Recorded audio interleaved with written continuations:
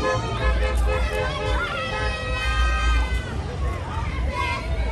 now. By saying that the intervention was needless.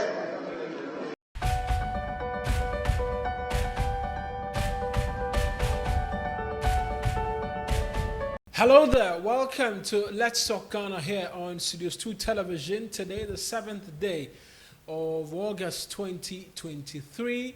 This is the day the Lord has made. We'll be glad and rejoice in it. Today, over 600,000 young ones are sitting for the Basic Education Certificate exam. Up ahead, we look ahead to that crucial exercise and what it is that education think tanks have been saying. And much later, Parliament, they rose last week, but not without the Speaker deciding that a committee be set up to investigate the National Cathedral project. We'll take you back to Parliament for brief details. And then, Wanderlust Ghana made a trip from here to London in 16 days via road. We'll give you a sneak peek as to exactly what it's been like for them. This is Let's Talk Ghana. Stay with us. We're back shortly.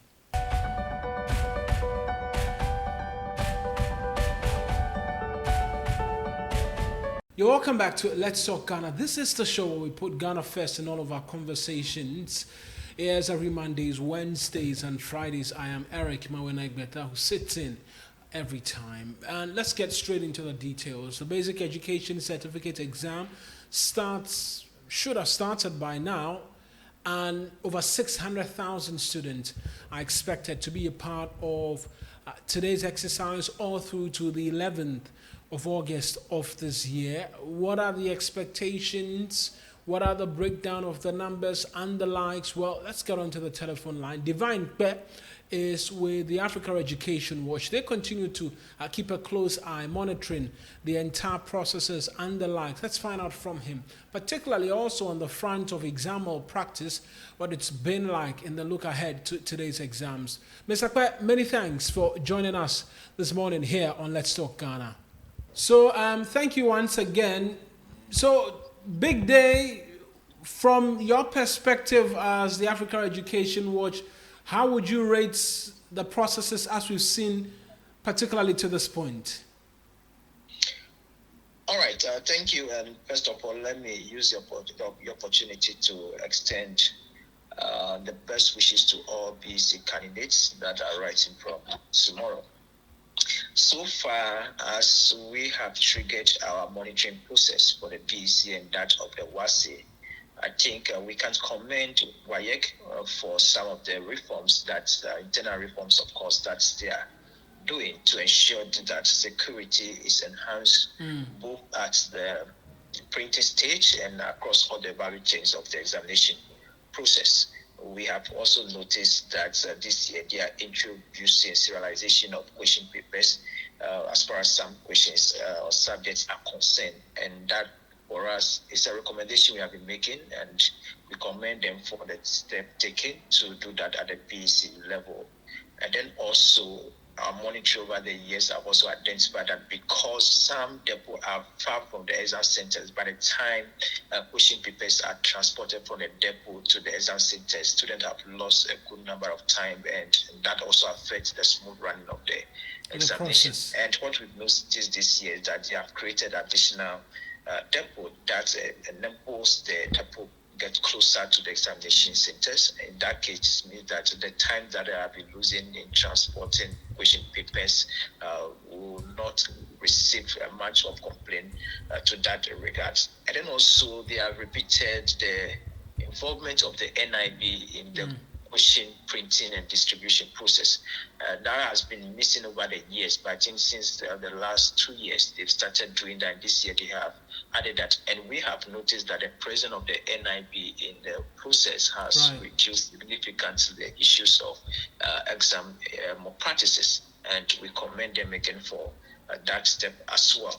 So yes, I'll say we are seeing progress as far as some of the recommendations we have been making are concerned, and we want to commend WAEC for some of the steps that they are taking to ensure that the process is sanitized so that we address issues of examination malpractices in our exam space.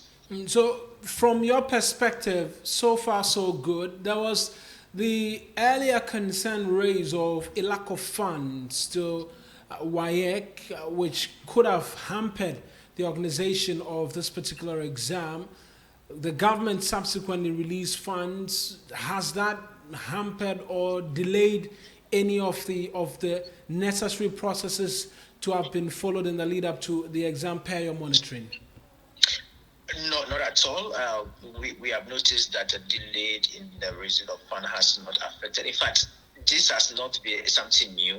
Government has always been indebted to supervisors or invigilators in the process. And although it's not a good practice, but the fact is that it has never in any way affected the process leading to the examination.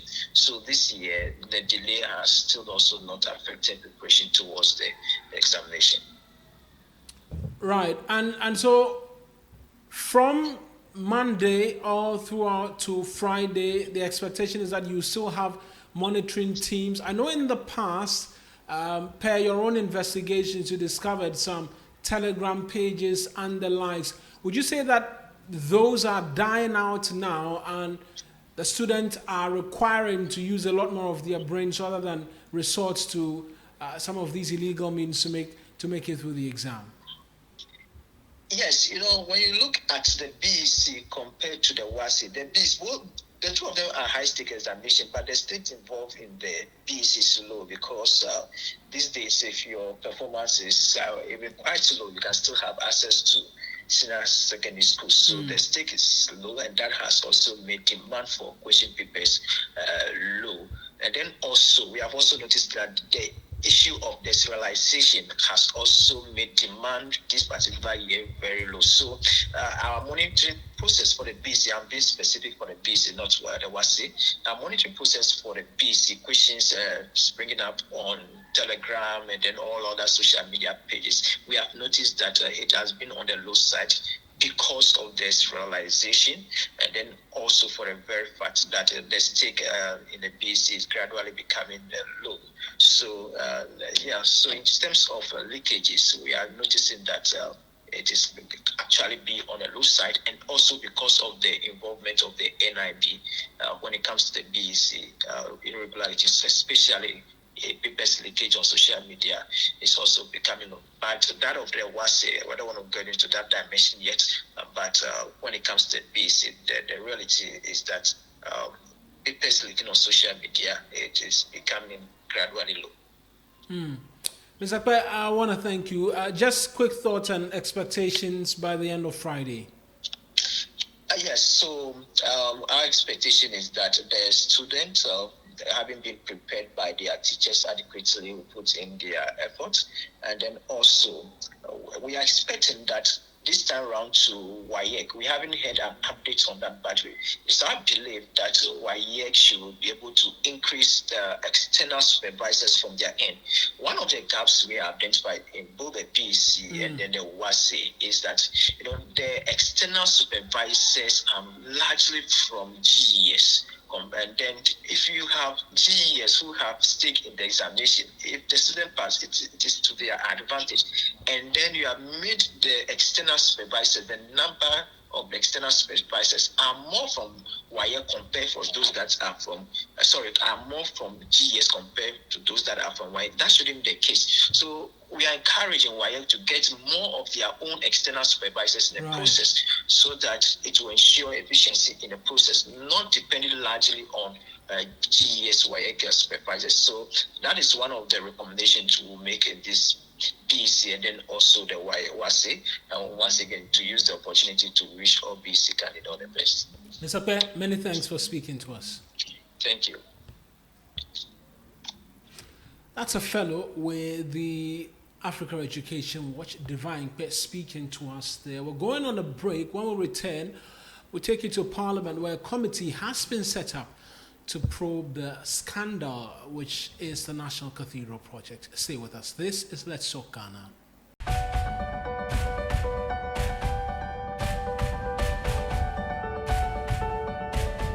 You're welcome back to Let's Talk Ghana here on Studios 2 Television. We're taking you to Parliament where a committee has been set up to look into the National Cathedral project. We know that the Norton MP Samuel Okudzeto Ablakwa has, over the last 1 year, been hot on that subject. Details upon details, unearthing one scandal upon scandal, and he found a private member's motion on the floor of Parliament demanding that the House investigates the development in relation to the National Cathedral project. And before the House would rise, a speaker had asked that a committee be set up. The majority side were dragging their feet and not submitting their names. But the speaker gave the following directives. Let's take you back to Parliament before the House rules for quick details. I'm most grateful, Right Honourable Speaker, and His Excellency Sisei Fola. We are still learning how to pronounce it.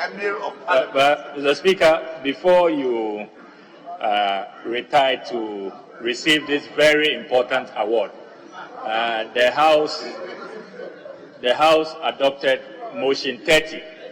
But we decided that the consequential matters we will wait for you when you return. That is the committee to probe the National Cathedral. We are left with the membership, and we decided that when you return to the chair, then we will handle that matter. So that's the only matter outstanding, and our leadership will confirm. We have consulted and we have our list, but we are just waiting for our colleagues on the other side so that we can conclude that matter, because we can't leave it hanging. The House has adopted it, but we need to conclude. We therefore would want to rely on the directive given by Mr. Speaker or the presiding officer who was in the chair. Mr. Speaker, the minority leadership came out with its closing remarks. The majority leadership has done the same. And it is now your turn for your closing remarks. Although you granted audience, I think that a bad precedent is being set where the chair could be interrupted at any point because it is the pleasure of a member to proceed with the matter at all costs. The last point, Mr. Speaker, there is nothing wrong with dealing with a matter of national importance. We can't do politics with everything. That if we are not ready, they can nominate for us, etc., etc. I think it's not appropriate. We would go by the determination earlier made and consult as directed, because we've not had a chance to sit. We've not had a chance to sit, and whenever the chair advises consultation, we in leadership know what to do. We've not done such a thing. So, Mr. Speaker, I shall rest my case by saying that the intervention was needless. However, we are entirely in your hands. So please, I've just seen the list of the nominees from the minority caucus, but there's nothing from the majority caucus. I think time is of essence. As we leave here, please kindly consult and get the other names so that we can compose the team. This matter was discussed at the lobby, the pre-sitting meeting, and it was the understanding agreement of both sides of the House that the motion will be moved. And so once it was moved and the decision was taken, the committee has to be constituted to do the work. That one, I'm very clear about it. So with this, we move on.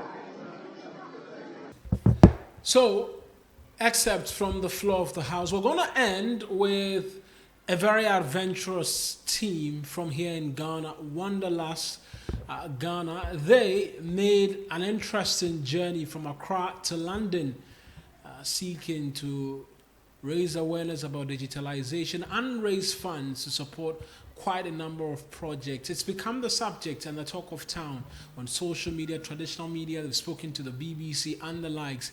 Here are excerpts of their journey and also an interaction with Information Minister Kojo Nkrumah.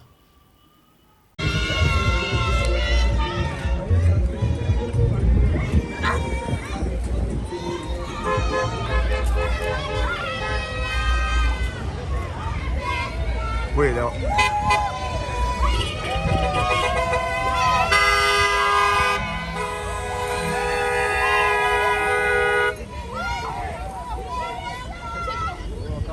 Calm down, get out.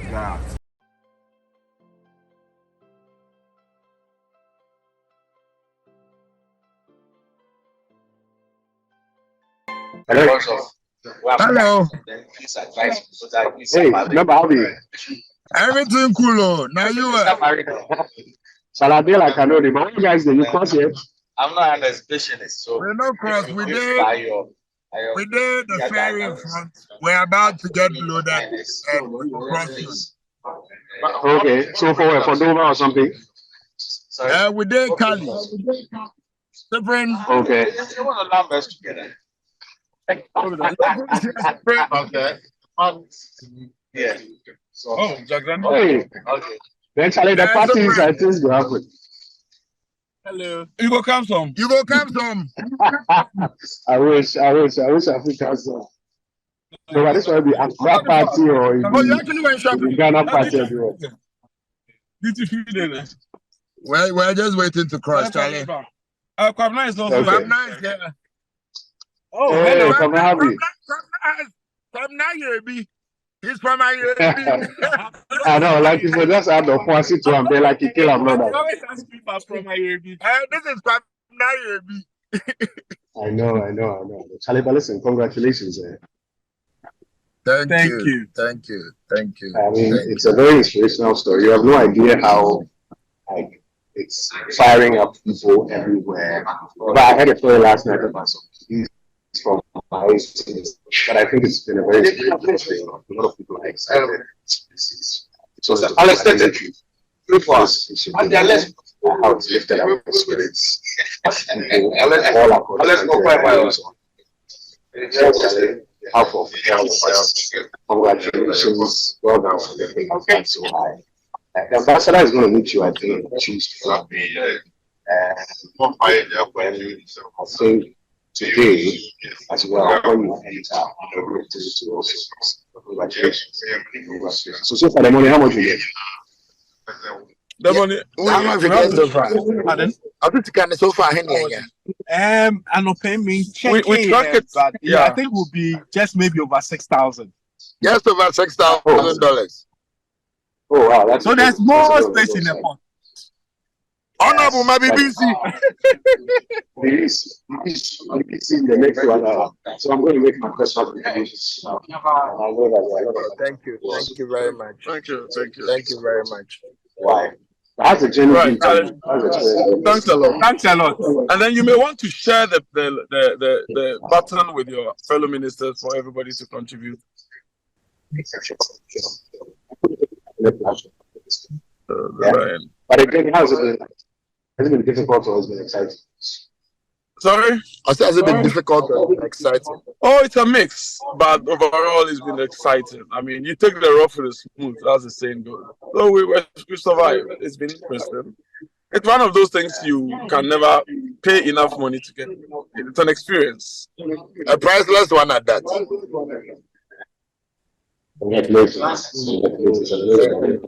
Thank you.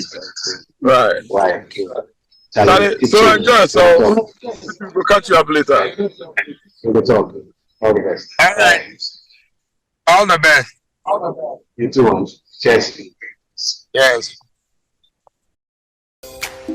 Wanderlust GH as they made their way to London. That's how we end today's edition of Let's Talk Ghana here on Studios 2 TV. From all of us here, we wish all BC students the very best and that they come out with flying colors. Many thanks for watching. We're back again on Wednesday.